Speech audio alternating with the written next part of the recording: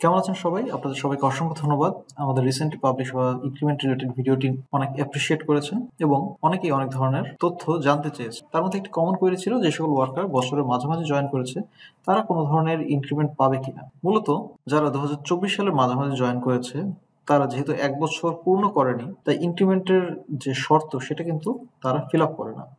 তাই তাদের ক্ষেত্রে ইনক্রিমেন্ট পাওয়ার আসলে কোনো সুযোগ নেই। যদি চূড়ান্ত সার্কুলারে ডিফারেন্ট কোনো কিছু থাকে বা কোনো ধরনের ইনস্ট্রাকশন থাকে তাদের জন্য, সেক্ষেত্রে সে অনুযায়ী আমরা তাদের স্যালারি হিসাব করব। অন্যদিকে যারা 2023 সালের মাঝামাঝি জয়েন করেছে তাদের 2024 সালের মাঝামাঝিতে কিন্তু ইনক্রিমেন্টের জন্য এলিজিবল হয়ে গেছে, কিন্তু যেহেতু 2023 সালে মিনিমাম ওয়েজ গ্যাজেটে উল্লেখ করা ছিল বেতন সমন্বয়ের পরে পরবর্তী 1 বছর কারো কোনো ইনক্রিমেন্ট হবে না, তাই তারা কিন্তু কোনো ধরনের ইনক্রিমেন্ট তখন পায়নি। কিন্তু তারা 2024 সালের ডিসেম্বর মাস থেকে ইনক্রিমেন্ট পেতে শুরু করবে।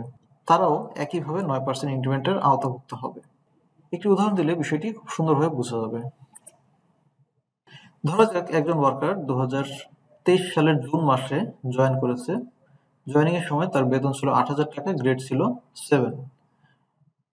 2023 সালের ডিসেম্বর মাসে তার স্যালারি রিভিশন হয়েছে, তার স্যালারি হয়েছে 12,500 টাকা এবং তার গ্রেড হয়েছে 4। এখন 2024 সালের জুন মাসে তার 1 বছর পূর্ণ হয়েছে, কিন্তু যেহেতু মিনিমাম ওয়েজ গ্যাজেটে বলা ছিল যে বেতন সমন্বয়ের পরবর্তী 1 বছর কারো কোনো ইনক্রিমেন্ট হবে না, তাই সেই সময় তার কোনো বেতন বৃদ্ধি পায়নি।